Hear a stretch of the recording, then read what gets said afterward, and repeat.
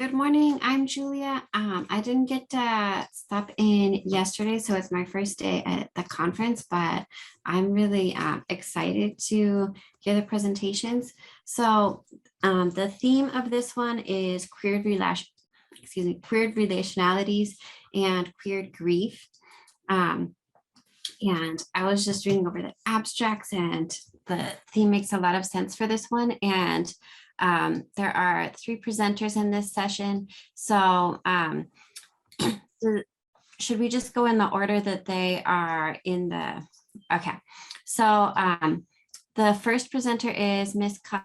I'm sorry, I don't know how to, I didn't want to mispronounce your first name. Michal, but Mikey is fine. Thanks. Mikey.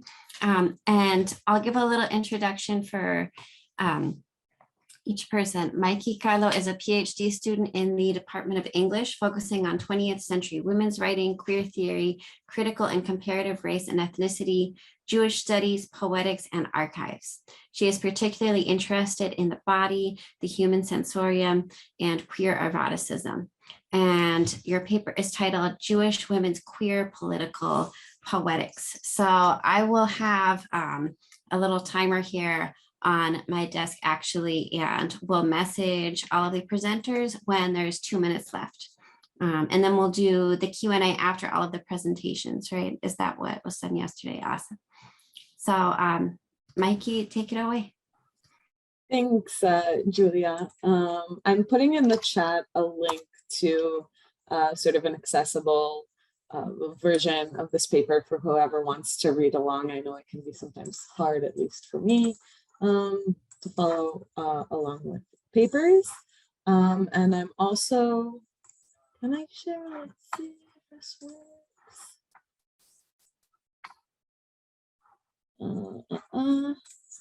Can you see the slideshow? Okay, perfect, thanks. All right, so I'm gonna just begin. This is a new project for me, which is kind of why the title is somewhat more general than the actual paper. It's misleadingly open. That was purposeful on my part. So I'm really excited for your thoughts and any feedback, and that's it, I'll begin. This paper explores how Jewish American women's poetics reckons with the yoked histories and presence of colonial, imperial, and Jewish traumas. Drawing from comparative scholars such as Paul Gilroy, who advocated for a type of cultural hybridity, I try to think through a multiple Ashkenazi and Sephardic ethnic and queer Jewish poetic tradition. In the vein of Gilroy's The Changing Same, the notion of a tradition and constant motion and flux, this paper seeks to resituate different veins of Jewish American women's poetics through the vectors of post-colonialism, diaspora, and ethnicity studies that I tie through a focus on the body and queer touch. Taking my cue from the poets I read, Emma Lazarus, Achio Bejas, and Muriel Rukeyser, I want to explore the dangerous crevasse of history using erotic connection and the human sensorium as a heuristic. I will preface by saying I don't actually do all of this in this paper, but I'm excited nonetheless to share. 1. Emma Lazarus. The relationship between the Jewish diaspora and colonial violence is multifaceted and complex, and only in recent years has it become a topic of interest in Jewish American literary study. Emma Lazarus, one of the most well-known and canonized Jewish American poets, epitomizes one such facet of the historical link between Jews and colonialism. Of Sephardic descent, Lazarus came from a wealthy family of merchants who'd settled in New York well before the American Revolution. Part of a cohort of writers that defined American identity, and in line with a belief in American exceptionalism, Lazarus saw the US as a uniquely safe haven for persecuted groups, the Statue of Liberty as Mother of Exiles.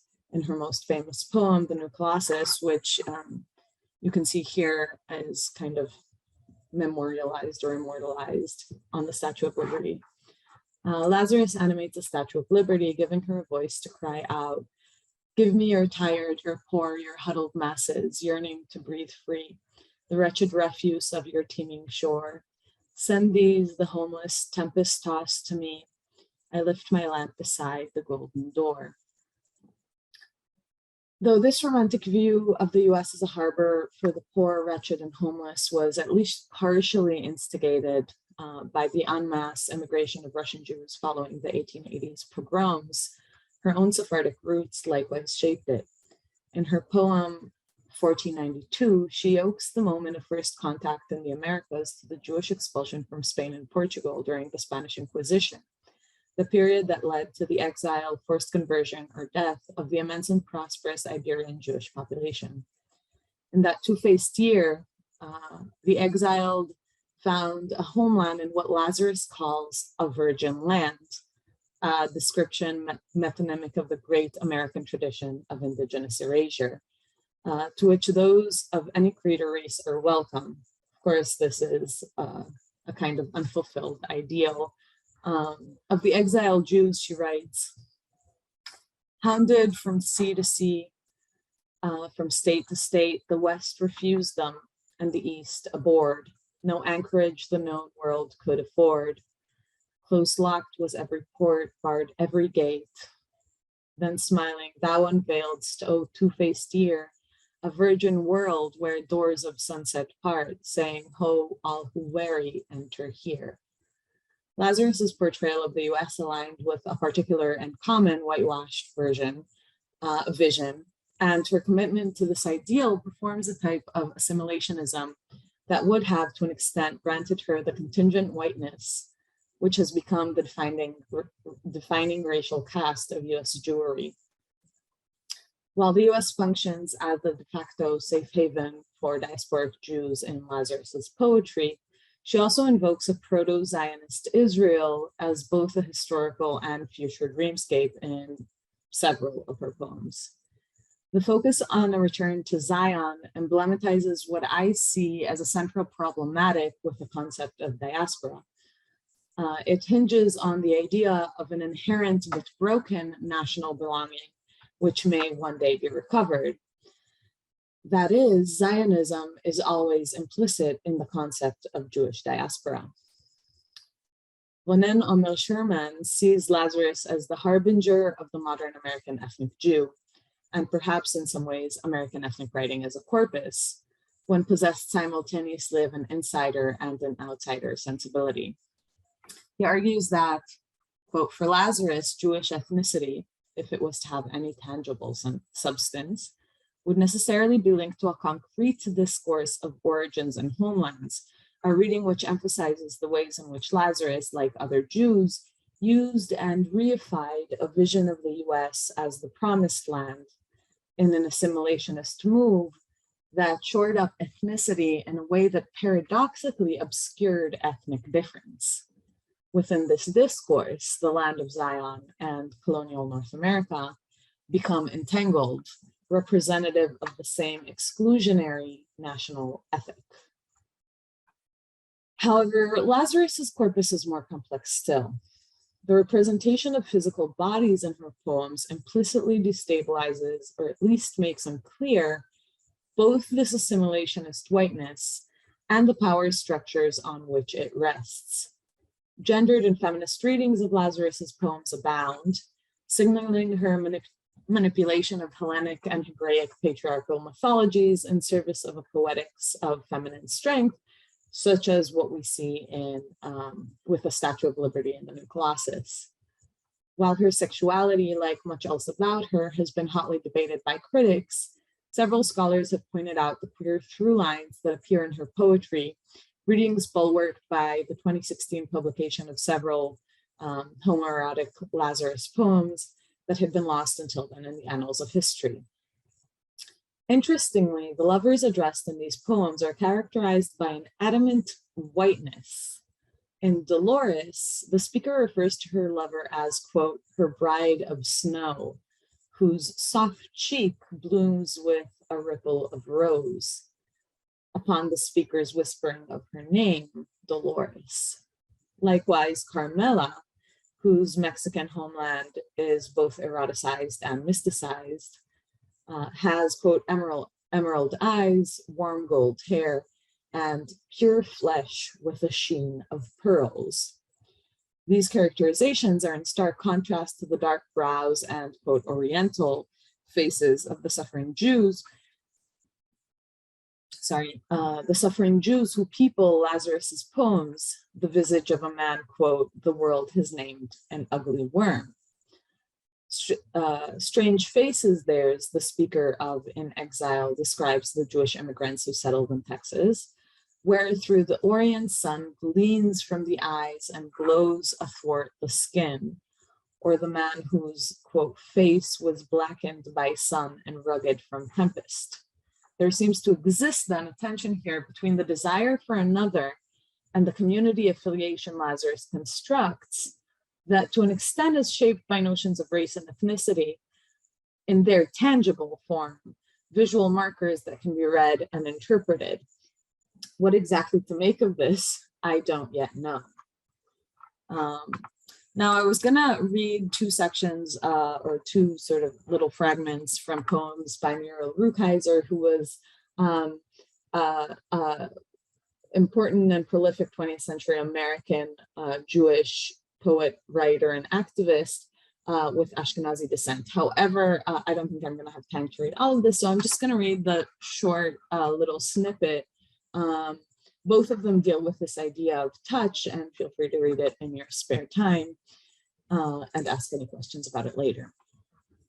From The Speed of Darkness. I want to make my touch poems, to find my morning, to find you entire, alive, moving among the anti-touch people. 2. Achio Bejas.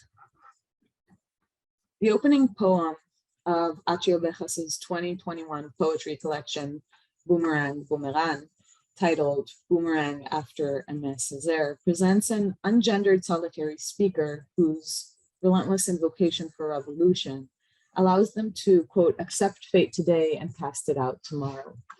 The boomerang is a repeating motif, appearing not only in the collection's title, but it also titles several poems throughout. It harkens to Césaire's concept of the boomerang effect, the process by which colonial violence extended outward ultimately seeps inward as well. Like a disease, it violates and poisons the colonizer's body and body politic.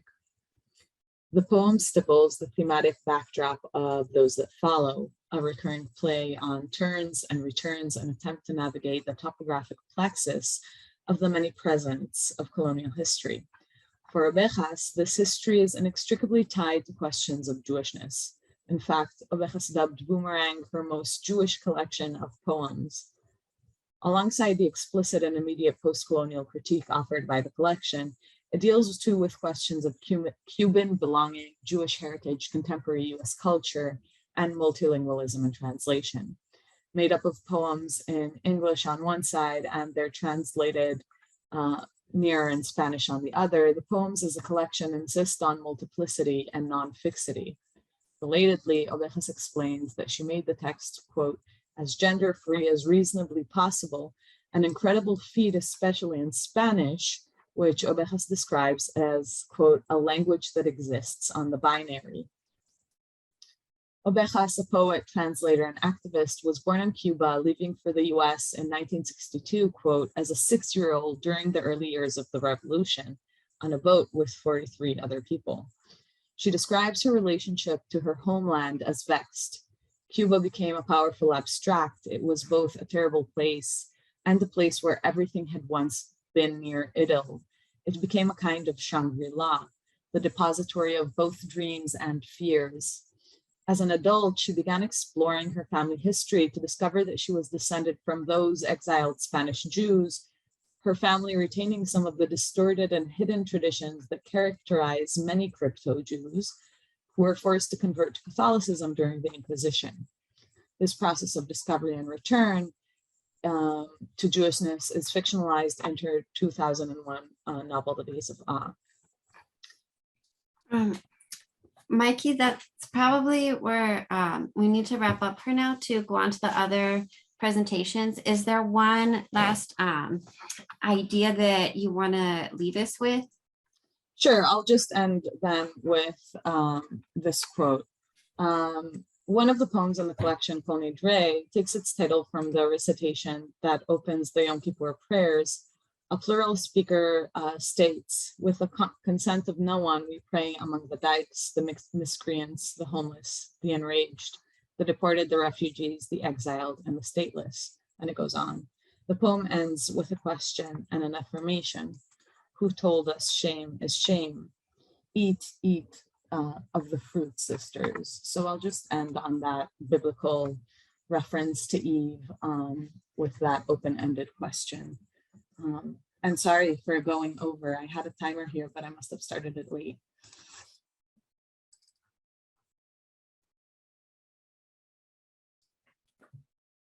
Thank you, Mikey. That was so interesting and brought up so many possible themes and connections that I hope that we can all talk about in the Q&A or connect with the other papers in this session as well. And thank you for sharing your paper on screen. I know, at least for me, that was really helpful to think through all of the ideas that you were bringing up. So our next presenter in this session is Weston Ritchie. Did I pronounce that correctly? Weston Ritchie is a writer and a poet originally from Milwaukee, Wisconsin. They earned a BA in philosophy and English from New York University and an MFA in creative writing from Rutgers University, Newark, before becoming a PhD student at UT Austin, where they are particularly interested in studying the portrayal of love and affection in American literature, genre fiction, and new media. And their paper is titled "The Only Thing That Makes Dying This Young Fair: Queerness, Grief, and Impossible Love." In Adam Silvera's "They Both Die at the End." So awesome. I can see your slides, so go for it. Thank you. And I just shared the paper here, an access copy. I'm depending a bit on showing quotes on the slides instead of actually reading them. So I just need to get, there we go, play from start. All right. Okay. So I'm going to hopefully get through all this. All right. Thank you. So the truth I must start with is love frustrates me. I have never had a romantic relationship, but my infatuations, my crushes, my private loves for others are constant. This gap between what I feel and what I have triggers excitement, but also despair. And like any lover, I turn to popular culture to commiserate. I'm going to borrow from Coldplay and call this kind of love wasted love, love at its most radically abject, love caught in a state of potential, often driven by intense feeling that fails to actualize. This is a form of love stuck in neutral, and at its most heartbreaking, the gas pedal is floored anyway. Love frustrates me, and I think most humans intellectually too. Despite our best efforts, we circle the drain of understanding without ever quite making it in. I want to lean into that frustration, that lack of resolution, because it is precisely that lack, that place where the intensity of one's love outpaces any action one can take to fully express it, which makes impossible love most vividly painful. I will do this primarily by reading how wasted love appears and is navigated in They Both Die at the End, a queer young adult speculative novel by Adam Silvera, in which all people have their deaths predicted within a 24-hour period. As I've said, wasted love is most vivid at its most abject, under circumstances wherein the intensity of love is overwhelmed by a competing force, and few forces are more powerful than death. If one loves in a world where death is so fixed, so predetermined that love cannot be actualized in any meaningful way, why love at all? They Both Die at the End spoils the story before it even begins. Before we're even introduced to the central protagonists of the novel, 18-year-old Mateo Torres and 17-year-old Rufus Emeterio, we know they are doomed. Mateo and Rufus know this too from the very first sentences of their POV chapters. For Mateo, death cast is calling with the warning of a lifetime, I'm going to die today. And for Rufus, death cast is hitting me up as I'm beating my ex-girlfriend's new boyfriend to death. Deathcast, we learn, is a corporation which perfectly predicts the date of death for every person. Nothing more can be revealed, not a time, location, or cause of death, but all people receive a phone call on the date they die. Rufus and Mateo naturally struggle to cope with the news. Rufus confronts the Deathcast rep, demanding that it should piss him off. Mateo, filling out an online form for his own epitaph, despairs, how can I sum up my life in 8 words? He died where he lived, in his bedroom. What a waste of life. Children take more risks than him. Here, for the first time, waste appears explicitly as a descriptor of what is happening to these two. Mateo and Rufus meet through Last Friend, a social networking app designed for Deckers, people predicted to die, and non-Deckers interested in forming one last connection at the end of their lives. Mateo, resolved to visit his comatose father in the hospital and then his best friend one last time, and Rufus, fleeing from the police and the friends of the boy he assaults, choose to spend the day together. Over the course of this day, Mateo and Rufus develop an increasingly close friendship that, at the book's late climax, turns into a romance. The Book of Death becomes a love story, even though, as the title promises, they still both die at the end. On its face, Mateo and Rufus's love story is nothing like the waste I described, but instead the fulfillment of their shared capacity for love. Indeed, Silvera frames their first kiss at a dance club for Deckers as a long-awaited inevitable result. Mateo narrates, "I kissed the guy who brought me to life on the day we're going to die." Their first kiss is deeply romantic, but in Mateo's declaration, at the same time as the kiss that Rufus brought him to life, there is also the taint of the counterfactual, the life that Mateo will lose, presented part and parcel with his inevitable death. Yulia Kristeva famously describes the abject as death infecting life, but here, perhaps more tragically, life infects death back. Mateo and Rufus find deep joy in their shared love, which, wasted or not, is intense. But this intense love is constantly warped, refracted in the mirror of the ending, which Silvera never lets the reader or Mateo or Rufus lose sight of. Silvera links much of the tragedy and pain, and they both die with foreknowledge. And despite Mateo's and Rufus's love being presented narratively as a kind of redemption, death is always in sight. In perhaps the most explicit and heartbreaking instance of this, Rufus and Mateo slow dance shortly after their first kiss and talk about the futures they wish they can have together. In this montage of wishes, Silvera grants the reader a view of what Rufus's and Mateo's romantic relationship could look like in the future. However, as Mateo himself makes explicit, this shared imagining reaches for a past as well as a future, and in imagining both, the two are mutually constitutive. To have a future is to have a history. Across both of their imagined futures, but especially after Mateo's, there's a sense of wanting everything, loud ecstasy and quiet private joy. The love is both expansive, all-encompassing, but in the same breath, crushed and crushing by virtue of its existence outside of a past or future. The knowledge that there is no future and so no past enables endless possibility for Mateo and Rufus and creates possibility and eradicates that possibility on the same token. Such future and past are the products of their love, but are also inextricably bound up with them. In death, their potential future, past, and love go to waste. After their first kiss at the dance club, Mateo and Rufus flee to Mateo's apartment after a run-in with the gang hunting Rufus. At home, they cuddle in bed and talk more about their lives, their love, and in a final conversation between them before Mateo dies, whether their love played a causal role in their deaths. This conversation is the thematic climax of the novel, the place to which the events of Mateo's and Rufus's last day alive bottleneck, where their love is most directly evaluated. As Mateo would have it, the love between them is not only redemptive, but in an abstract way, a personal salvation. In Rufus, Mateo comes out of his shell and so truly lived, and Rufus found salvation for the aimlessness he experiences at the beginning of the novel, and so can exist in the world more tenderly through Mateo. Rather than dying separately and dying as individuals isolated by fear or anger, love is that which enables them to die as full participants in the world, having fully lived. Rufus, in the final line of the chapter, seems convinced by Mateo, admitting he's right about everything.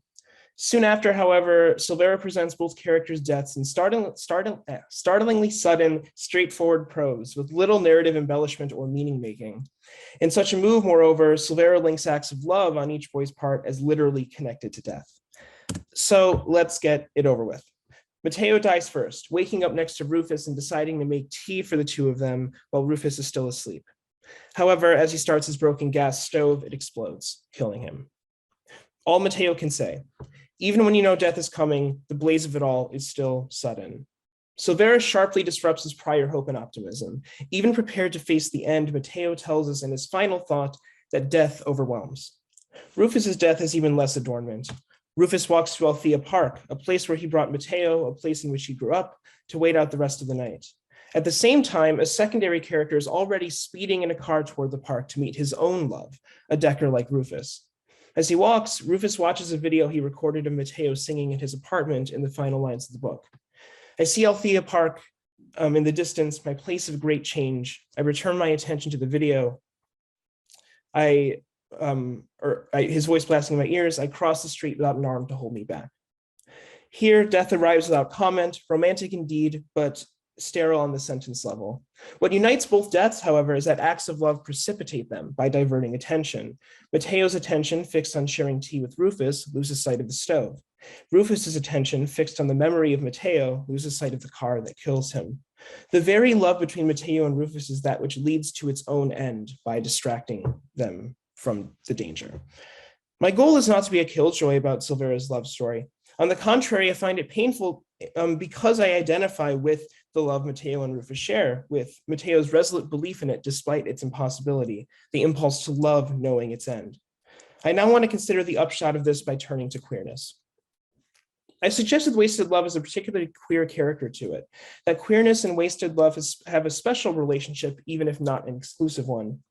The relationship between Mateo and Rufus is obviously a queer one, but the queerest thing about their love, according to Jack Halberstam, might be its wastedness, its impossibility. Rather than their love being disrupted by heterosexist or homophobic norms, it is life itself which conspires against them. Halberstam suggests queer failure is powerful in its ability to quietly lose, and in losing, it imagines other goals for life, for love, for art, and for being. Sarah Ahmed, in her book, The Promise of Happiness, offers a fuller assessment of the standards against which queerness fails. She argues that the phenomenon of unhappy queers is inextricably linked to another kind of desire, outside the realm of a preordained heterosexist standard of the good life. The result is a tension wherein, almost definitionally, queer people must struggle and do so unhappily. But the goal, Ahmed suggests, is not happiness as such, but bearableness. The wastefulness of so much love on this view is a feature, not a bug. Such a view suggests that wasted love is wasted by virtue of it being the result of this alternative subject position, one outside the standards of love capable of fulfillment. And being so short-lived, lasting only for a couple hours and left unable to be expressed as the history and future Mateo and Rufus long for, their love's waste becomes a site of unwilling and unwitting resistance. The two boys are denied the possibility of being happily in love, but Ahmed questions whether this happiness, at least as heterosexually constructed, is a worthy end. If not, then love judged as wasteful is wasteful by the standards of a world hostile to queerness, and so a world in which queer people must stay unhappy. It may well be that happiness in a world that is impossible for queer people, that this happiness is not a worthy end when heterosexist. And it may well be that queer failure has value as a counterfactual to heterosexual success, but I am still troubled. I do not want to de-emphasize the value in Halberstam's or Ahmed's oppositional figuration of queerness, nor of similar efforts like Jose Esteban Munoz's queer utopianism. On the contrary, these advances in queer theory provide the foundation for building a brighter future for queerness. But I use that phrase, a brighter future for queerness, deliberately. These imaginings offer a consolation for queerness, but queerness is a depersonalized collective experience. What makes wasted love so tragic, I have suggested, is its deeply personal character. Whatever recompense there is for queerness, it is a recompense to which neither Mateo nor Rufus have access. But grief may be a small comfort. The philosopher Sarah Protassi provides an argument which, while not about queerness itself, is nevertheless demonstrative of what I mean. She suggests that the grief of unrequited love is that which marks it as unmeaningful. Using the fictional example of a gay man, Lavelle, in love with his straight best friend, Belo, Protassi writes, when a lover's love is not reciprocated, something truly worthy of grief has taken place. Lavelle has grasped the unique beauty of Belo and has found himself, even without realizing it, in love. In describing the sorrow of one kind of impossible love as grief, Protassi both honors the individual character and offers a modicum of solace for this grief. Wasted love is important on her view as giving witness to loss. Importantly, the lost potential of possessing a particular individual's beauty in a loving relationship. In bearing witness and grieving for wasted love, one demonstrates at least that love is worth the grief. To be wasted, the love must have value. Mateo and Rufus never stood a chance. Halberstam's and Ahmed's figurations of queer failure and queer unhappiness articulate that impossibility by definition heighten the queerness of their relationship and of their love. In a world wherein the conditions of actualization, fulfillment, and so not going to waste are defined along heterosexist lines, queer love is wasted and wasted love is queer.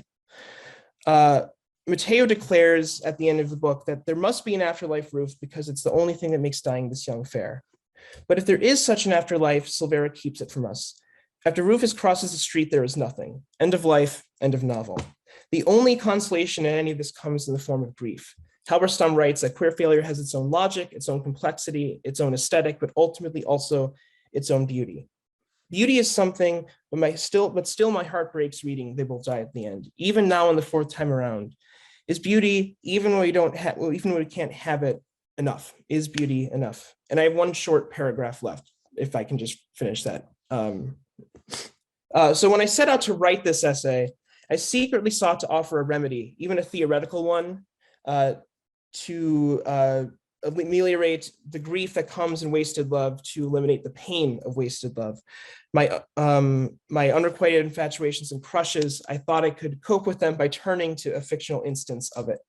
But in both my close reading of They Both Die and the scholarly conversations which echo around it, little can be done to erase the grief.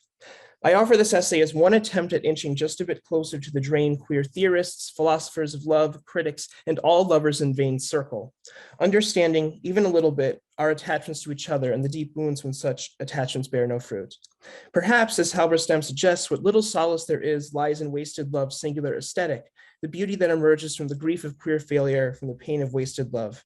If this is true, then even in a novel like Silvera's, bounded by tragedy, to insist on wasted love's expression, to lay bare its queer failure and the grief of it, may be to understand it.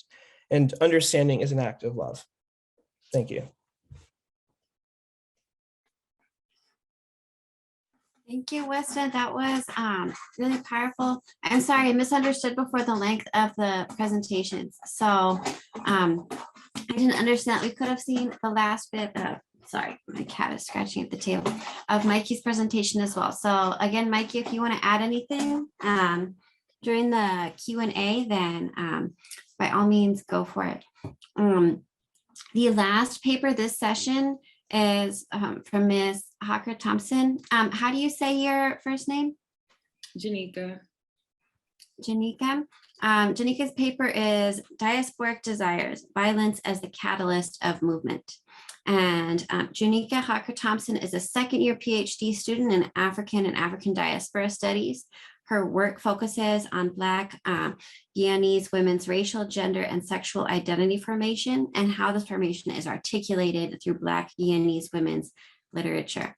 And your paper sounds really exciting, so you can go ahead and start. Okay, do I have? I do, okay. Can you all see my screen? Yeah? Okay. Hi, everyone. My name is Janika Hawker Thompson. The name of my presentation is Diasporic Desires, Violence is the Catalyst of Movement. This is a project that I am still actively working through. It's new, so bear with me. I am looking for feedback, looking for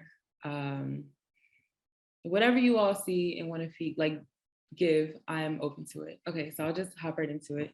I played this song on loop as I was getting this presentation together. And so I hope it stays with you as I'm presenting. I hope you can hear my sound, but we'll see. Can you hear it? And now my heart knows no delight. I boarded a train, kissed all goodbye. I boarded a train, kissed all goodbye. And now my heart knows no delight. Okay, so that is the South McGregor interlude on Solange's album When I Get Home. I was drawn to this because I'm thinking a lot about movement, grief, and violence. So I'll just get right into it. Ooh, there we go. Okay, so Guyana, the home of my family. I grew up hearing stories of abundance, poverty, kinship that deprioritized the biological and honored the way that community came together in times of need and celebration. I heard stories about my grandfather's love of the rivers and his miles-long run to the seawall every morning with his brothers. I grew up learning the stews and their significance and how to tell a fruit was sweet and the ways to avoid getting eaten by mosquitoes. While I haven't had the chance to visit yet, my family is sure to share the very embodied, visceral moments that they remember and adore from their home. Their movement away from home was driven by their desire of something different, hopefully better.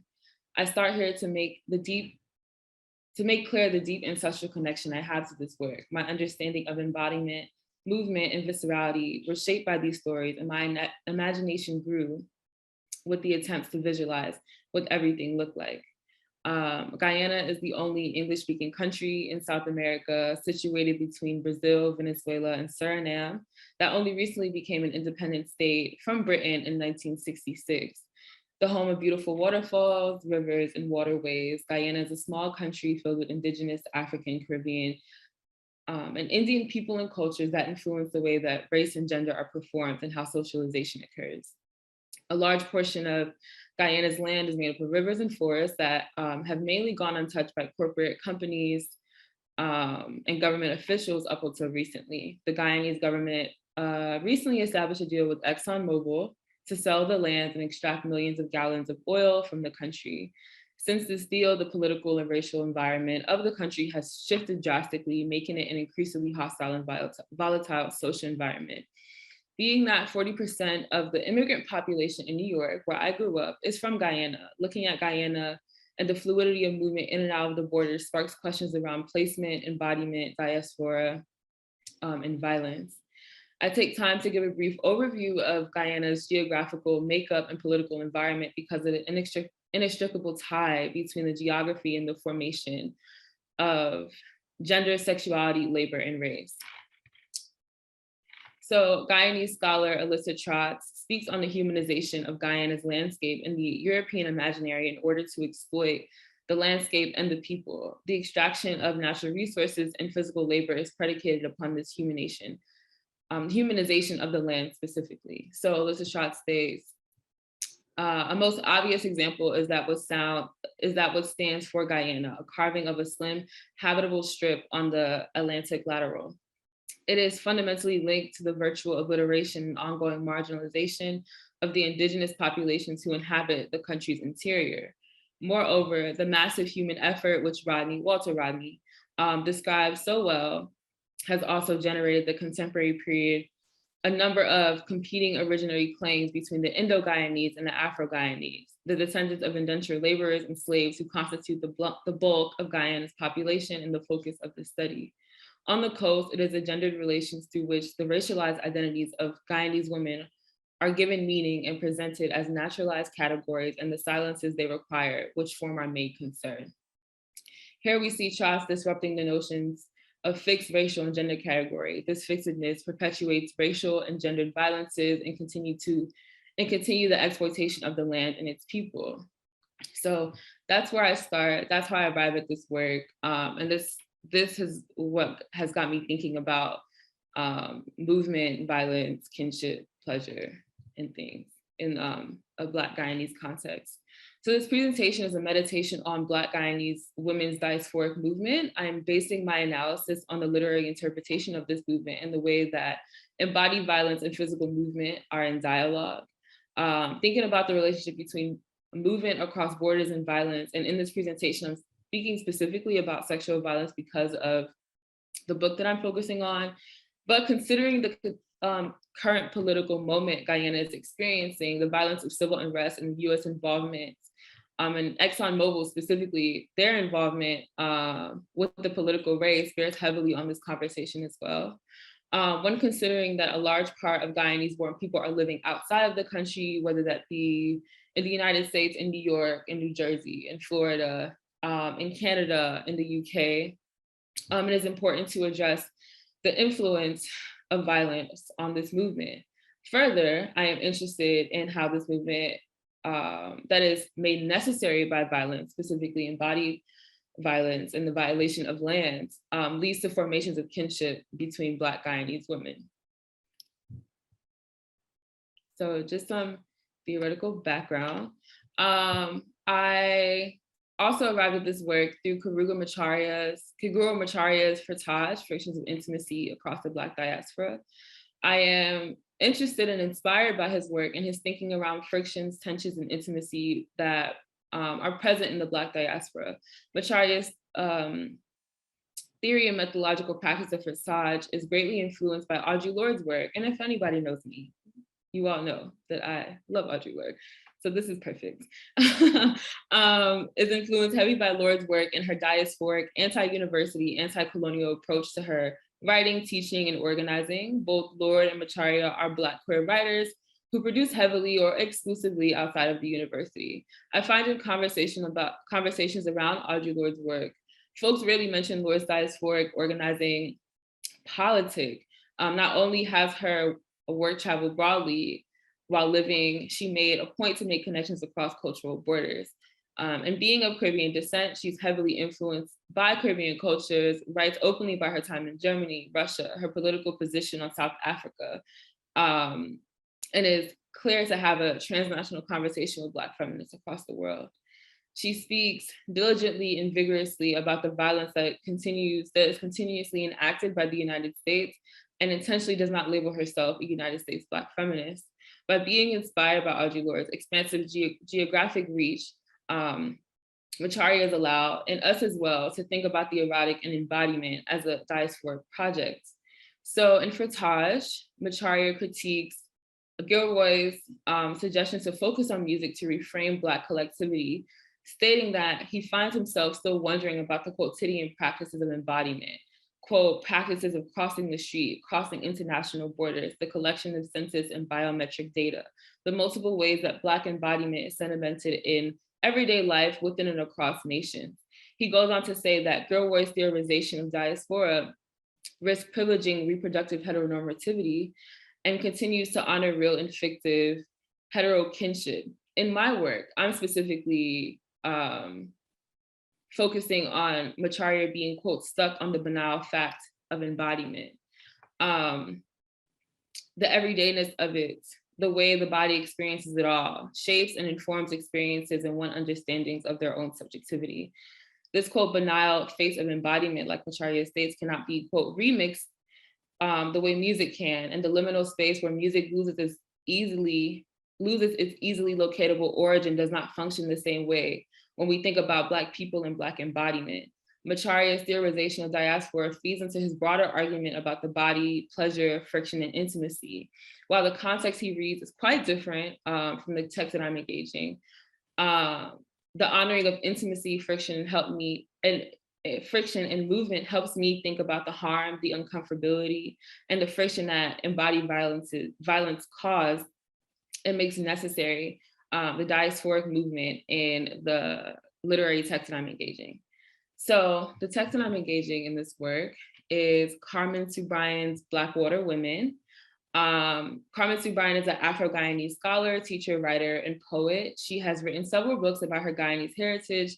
And the book that I'm focusing on today, Blackwater Women, is in a series of other books that focus on Black Guyanese people's experience to the Demerara River in Guyana. So the Demerara River is a central river that runs through the country, but more specifically, it runs through the capital where things get imported, exported, also serves as a place where people swim. That's where my grandfather used to run to and swim in with his brothers every morning. So it's a central cultural, physical, social labor space for Black Guyanese people who live in the capital of the city. Blackwater Women was originally published in 1997 while she was teaching in Howard University. The novel is a trans-temporal literary exploration and semi-autobiographical text about 3 Guyanese women at different ages of their lives. The age range is between 5 years and 80 years old. All 3 women lead different and distinct lives, but share similarities through the proximity to the major river in Guyana, the Demerara. Guyanese cultural, social, and cultural socialization of women and the experience of experiencing a particular sense of urgency caused by various forms of abuse to move from one place to another. In this novel, which is based on the lives that the author knows intimately and she's in community with, she discusses loss, rape, assault, intramural abuse, and the coming of age for young Black girls and women within Guyana. She carefully layers the complexity of coming of age in the 40s, 1940s, 1950s, 1960s for young girls and societal pressures of purity, virginity, being easily accessible to men, and the required willingness to be beaten in order to perform womanhood. The constant reminder and repetition of violence done against the women in the text proves to be difficult to read and process. I struggled with this text, had visceral responses to the book, had to put it down, critique the writing and the framework, but I think that's the point of it. The point is to be made uncomfortable, to bear witness, and if you allow it, to be moved by the lived experiences of the women that you're reading about. I stuck with the text through all its difficulty. The driving force in this book is violence and the way that women and girls shape their own subject positions. Additionally, I was able to track the ways in which the women find a moment of breath and pause. Movement served as a way to escape the violence, even if it was momentarily. I had to arrest the neoliberal interpretation of freedom and peace in order to honor and respect the moments of pause the women in their communities created through this movement. 2 out of 3 women in the text moved to the United States away from abusive households in order to forge a life that was not controlled by a man. Sue Bryant is intentional to draft out the specifics of how the women prepare for their travel, the amount of work they had to do, the way that working outside of the home saved them and guarded them from violence even momentarily. How difficult it was for them to save money to travel to the US. This tremendous care involved in the preparation and clearly there was tremendous care involved in this preparation and clearly showcased the way that violence and movement are in dialogue in this text. For example, Sanka, which is the oldest character in the text, continuously sees her older sister beaten and fears that she will experience the same expression of violence.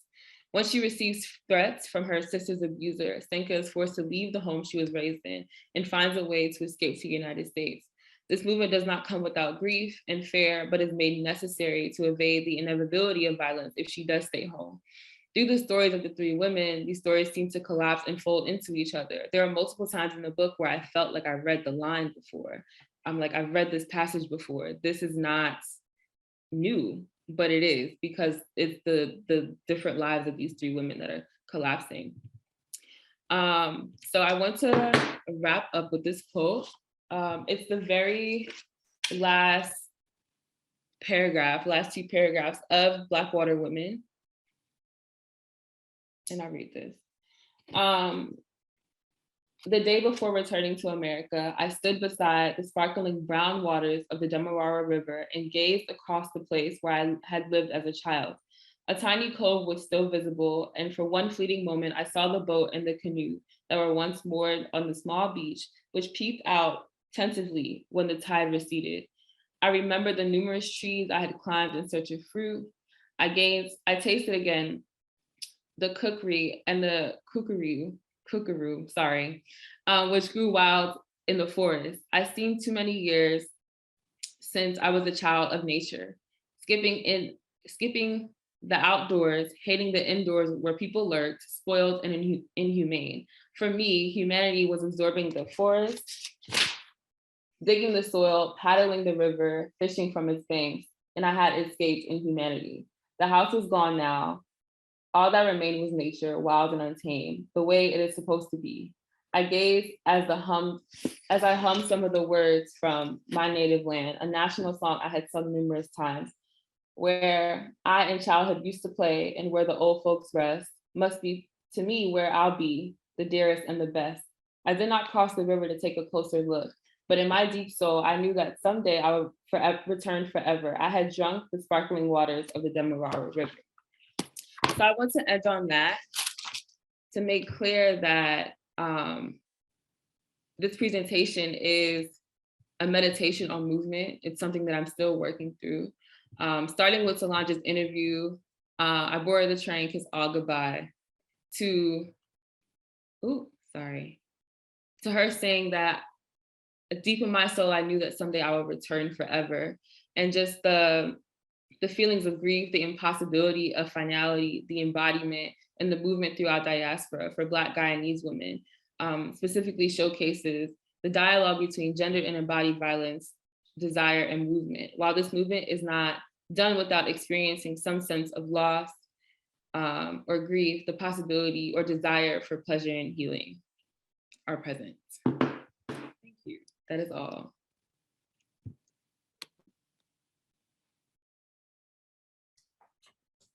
Thank you, Janika. That was awesome. All three of those were really fascinating and moving for me, and I imagine for everybody. So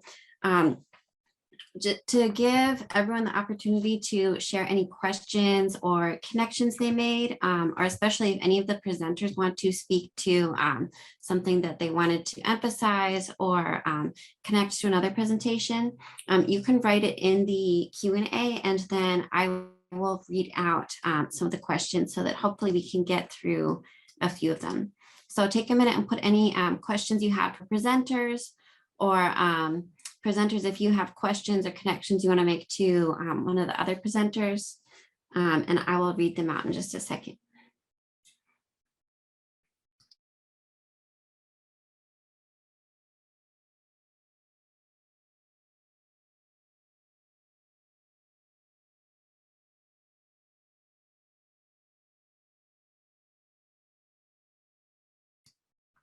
All right, there's one question for Janika here.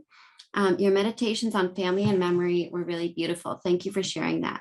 I would love to hear more about how temporality figures into your analyses. How does this movement across time and space, through and away from violence, figure in your reading and writing?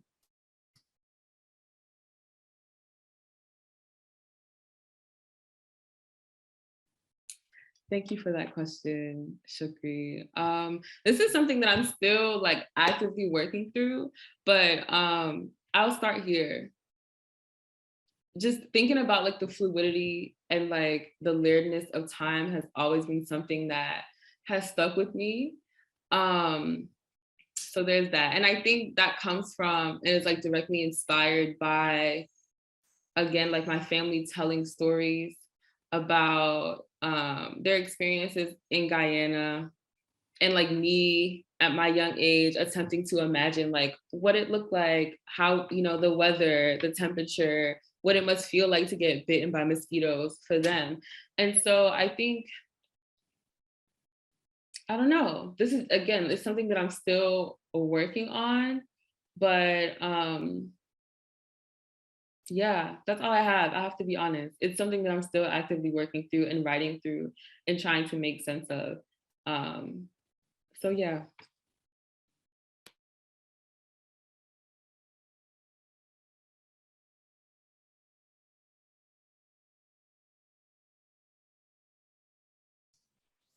I had a question for, sorry, Jackie. Oh, I had a question for Weston. I was typing it in, but I see a lot of like tragic queer love stories. That's something that's like in all media.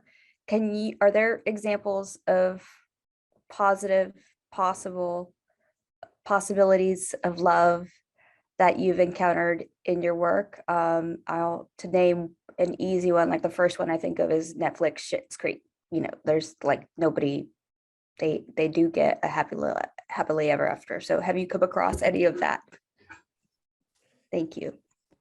Yeah, you know, I think I'd have to, there are two that come to mind. I think the thing that immediately comes to my mind when looking at the kind of the kind of things that Silvera writes about, where he's concerned with like queer Latinidad and like queer young Latino boys. His work is often very operatically tragic, but a really obvious foil that I think that comes across in queer YA work is Aristotle and Dante Discover the Secrets of the Universe by Benjamin Elire Sáenz. I can put that in the chat, which is also sort of a coming of age story between two queer Latino teen boys who fall in love. And there's a sequel that came out after many years that I haven't read, so I'm curious to see how that goes, but that's an obvious example. And then another small example, which is much more ambiguous, is a book called Two Boys Kissing, which is very much about, and it has me thinking about a lot about like what Janika was talking about in her presentation of moments of joy and love being these sort of moments, these spaces for healing. And I won't go into the plot of that, but because it's kind of complicated, but those are two examples and I'll put those in the chat.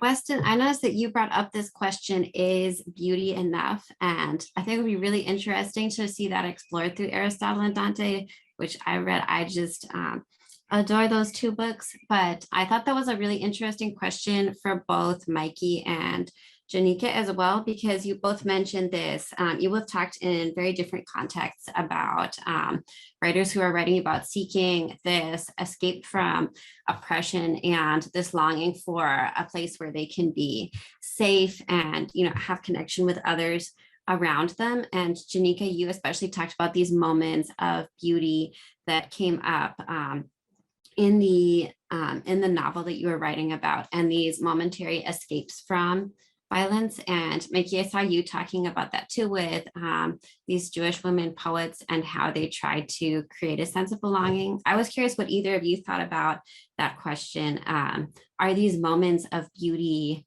enough, or by what standard are they enough? Do you want to go, Janika, or should?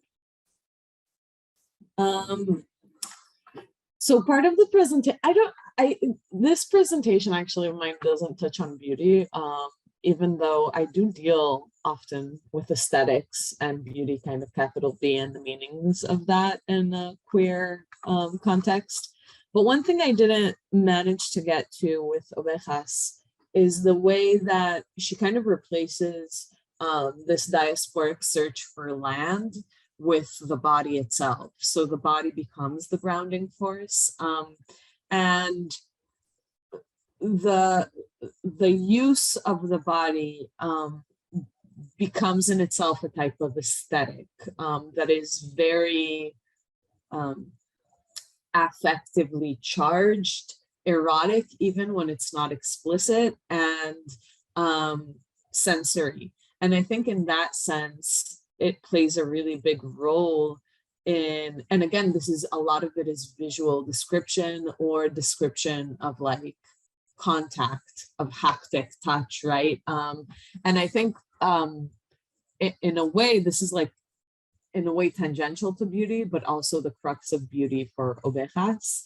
And that kind of replaces, to some extent, this longing. And I think partially it's also her response to the problem of Zionism, right? To the problem of diaspora when thinking through like diaspora of Jewish people. I think that's partially that response to that. But excellent question, thank you.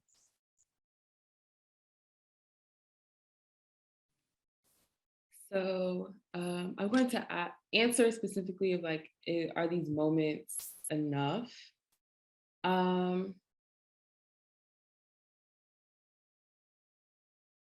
don't know. I don't think I'm the person to speak on whether like the folks who are experiencing physical violence in Guyana.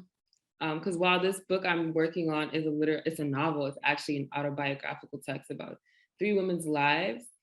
And the author was really intentional to speak about these moments of escape and rest away from physical violence as something that was necessary and something that was honored and took a lot of time and care to create for the women by their community.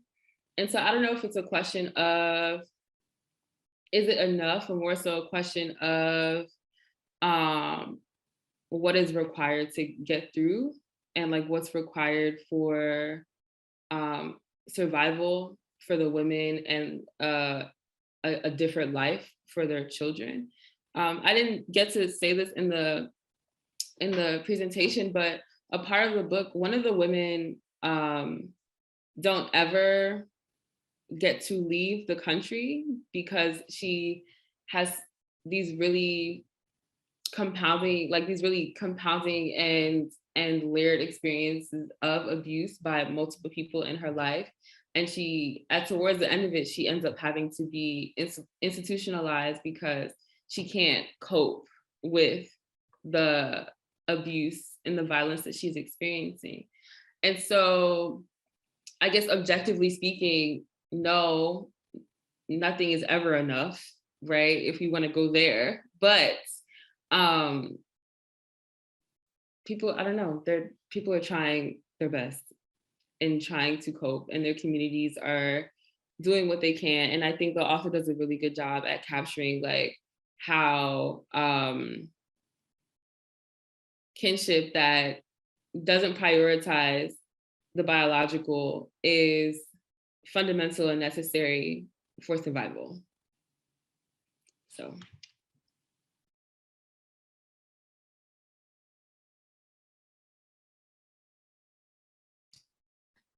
Oh, it's 11:03 now. So thank you so much, Mikey, Weston, and Janika for your amazing presentations.